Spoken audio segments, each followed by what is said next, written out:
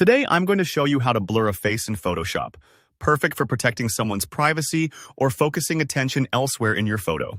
By the end of this tutorial, you'll know exactly how to blur any face, and just as importantly, you'll understand why each step matters and how to get the results that look clean and professional. Let's dive right in.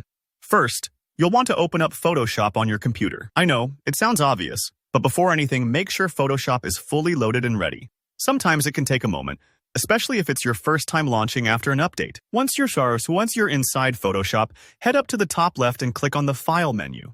Think of the File menu as the gateway for bringing new images into your project. You'll get a list of options, but what we're after is Place Embedded. This is important because it allows you to insert a photo as a smart object, meaning you can edit and apply effects without permanently changing the original image. Why does that matter? Well, if you ever want to go back and tweak your edits, using a smart object makes your life much easier. So click Place Embedded, and then select the family photo you want to work on. Maybe you're protecting someone's identity before sharing the image online. Or maybe you just want to highlight some faces and obscure others. Whatever your reason, using the right photo is key.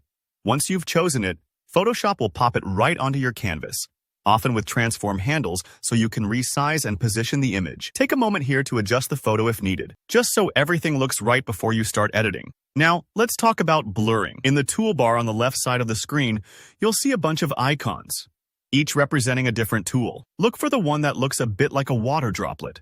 That's the blur tool. If you don't see it right away, it might be grouped with the sharpen or smudge tools. Just click and hold to bring up the submenu. The blur tool is basically your magic wand for softening details wherever you brush, making faces less recognizable. Click on the blur tool and then move your cursor over to the face you want to blur. At this point, simply start clicking on the parts of the face you want to obscure. Slow, gentle clicks work best. Think of it like painting over the features you want to hide. The trick here is patience. With each click, you're building up the blur effect, so don't worry if the face isn't fully blurred after your first pass. If you find that the effect isn't strong enough, keep clicking a bit more, or try dragging the blur tool slowly over the area to spread it out evenly. If you blur too much, you can always step back by undoing your last stroke, so don't stress about getting it perfect on the first try. Take your time here. The goal is a smooth, subtle blur that feels natural, not a smudge that stands out awkwardly against the rest of your photo. I often find it helps to zoom in on the face so you can see all the little details you might miss otherwise. And if you have multiple faces to blur, repeat the process for each one, clicking until you're satisfied with the level of privacy or obscurity you want for your image. Once you're happy with the result, you can save your edited photo and it's ready to share safely. And that's all there is to it. So now you know how to blur a face in Photoshop. It's quick, effective, and gives you control over how much you want to hide. If you found this tutorial helpful, please give it a thumbs up. And don't forget to leave a comment below if you have any questions or if you'd like to see more Photoshop tips.